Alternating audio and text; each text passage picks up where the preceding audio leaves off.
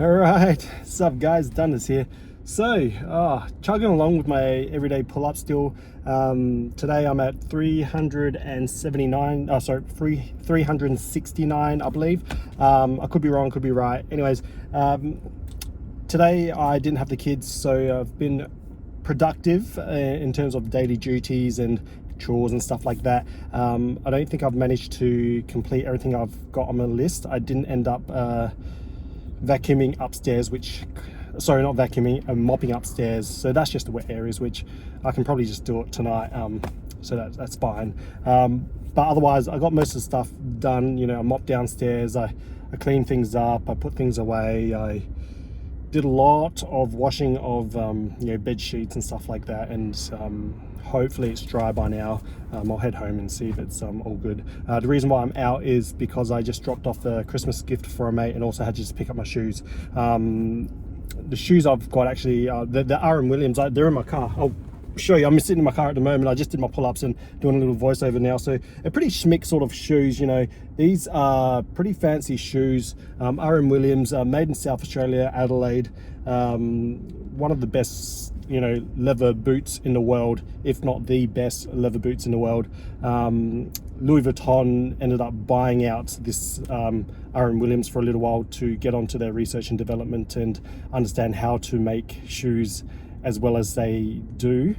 Pretty much stole information and then sold the company back to an Australian when the offer was right. So a billionaire Australian pretty much offered the Louis Vuitton group a shitload of money to get the boots back in Australia. So it's kind of cool though, that such an amazing shoe has got so much link in the world. So what had happened to them, there were leather soles, so I had to get them, and there was a hole in my sole because wear and tear and stuff like that. I hadn't had them for that long, but the leather sort of soles are more dress shoes. You don't normally wear them to work and stuff like that, and I was wearing them to work, and I was walking 12 to 13 k's a day, so that's more than average to everyday Joe in office and stuff like that. So I pretty much did a lot of wear on them, and I may have done some like ninja stuff with them as well, so that probably destroyed them a little bit. So I've sold them with some rubber soles. They are the same sole which RM Williams used, as per the cobbler I went to. He pretty much took the whole thing off and replaced it, so it's kind of cool. All Italian. The heel itself is Italian. The sole is the same sole which RM Williams used.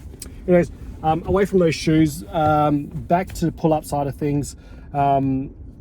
As you can see, I've got my dad bod top on today, so I kind of love this top. Yeah, it's gone well. Like, one thing I want to just mention as well out there, for those who are out there wanting to get stronger, lose weight, get fitter, look better, blah blah blah, all that cool stuff which you always want to do when you're single, or you've got a girlfriend, or you're married or whatever, or when you're younger and stuff like that. And some people just have excuses after excuses, which I totally get. Sometimes the whole mindset thing, it comes into play, and it can get tough, but realistically, no excuses, guys. Get onto it. Set a plan, set a goal, achieve those goals. Just don't give yourself a New Year's resolution. Set yourself up not for failure. New Year's resolutions are straight up failures.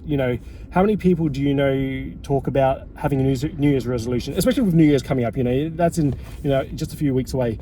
People always talk about, I'm going to lose weight, I'm going to get bigger, I'm going to get shredded, I'm going to do this and this, blah blah blah, whether or not it's fitness or financial or whatever, anything. People with the New Year's resolution generally don't achieve their New Year's resolution.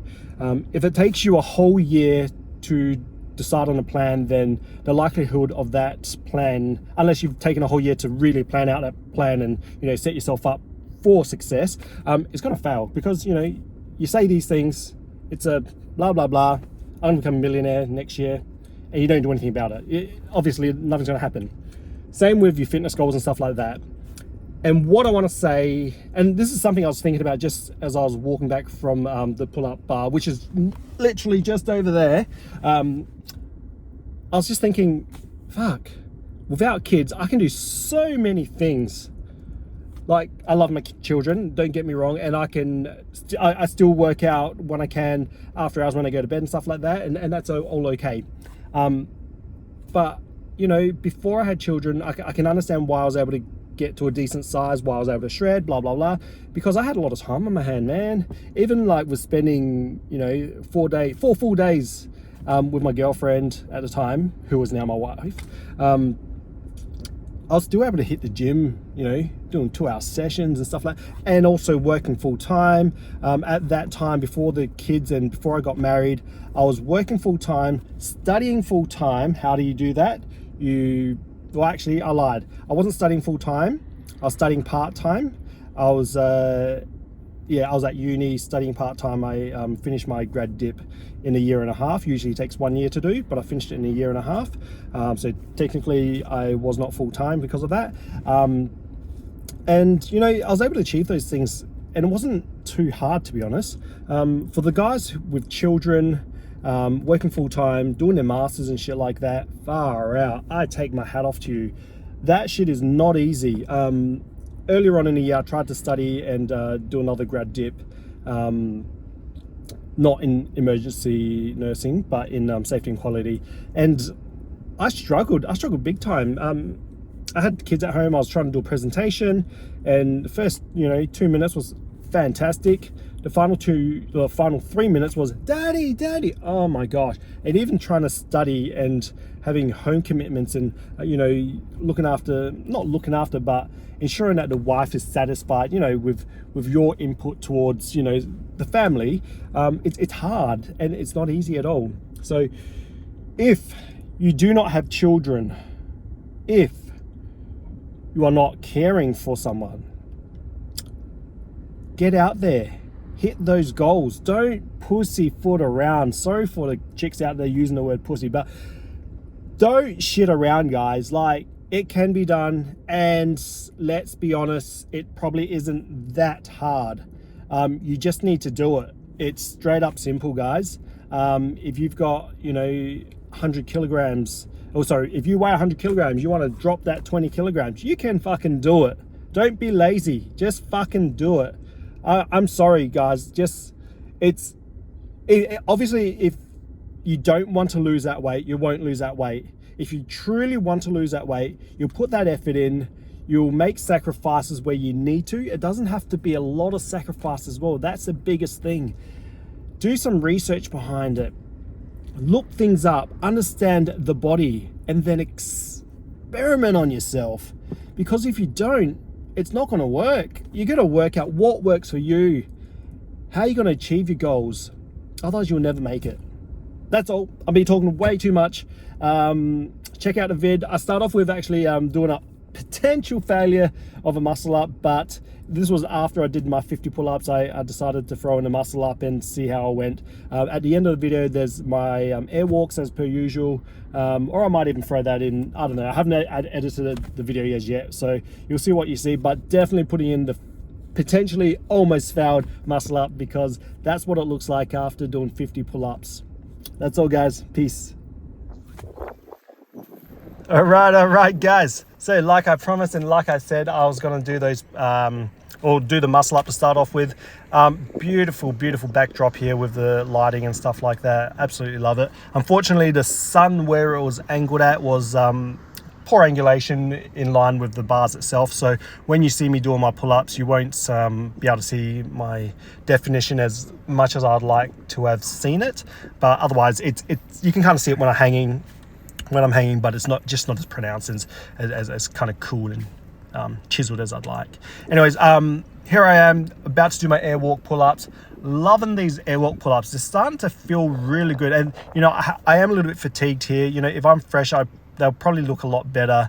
My second airwalk pull-up probably looks better than my first little set there, rep I should say. But otherwise, really enjoying these airwalk pull-ups. It's potentially time to start advancing, or time to start doing more than just 2 or 3 airwalk pull-ups in the set, because 2 feels good now. Let's start progressing and making things a little bit harder for myself. All right, so I'm actually attempting a maximal effort pull-up sesh here. What I noticed was the bar was super duper slippery and my hands were super duper slippery. You'll see me going from a monkey grip across to a traditional thumbs under grip afterwards, only because when I let go to relax my forearm and shake the blood out, I started slipping from the first get-go. Even now I was slipping, so you'll see me sort of, my fingers were already slipping here. It was weird. It's like someone had sunscreen on these bars.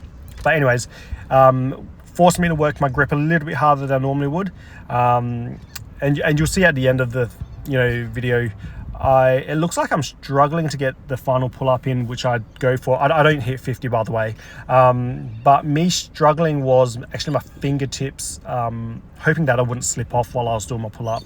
That was my biggest fear, because I was slipping all over the shop. So I think I'll be straight up honest, if I had a little bit of chalk on my hands, 50 wouldn't have been a problem on this bar. It felt pretty good. I felt comfortable. Last night I had a reasonable amount of sleep.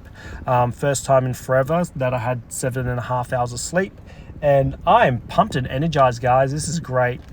Super happy, super excited. I had my coffee at 2:30 already, and that's the limit of my caffeine intake for the rest of the afternoon, evening. It is 5 p.m. now. About to head home in a moment after I finish voicing over this point, so I can, like I said, get my washing off the line and bring it inside. Hopefully it's all dried by now. It's a beautiful day out here. Probably not as windy as I'd like it to be for the sheets and the quilt covers and stuff like that, but otherwise it's pretty good. Whew, that's a lot of talking from me. I did talk a lot today, and I apologize. I guess I was a little bit passionate with what I was talking about, with not making excuses and just get shit done, do it, blah blah blah, don't be lazy, etc etc. It's very simple.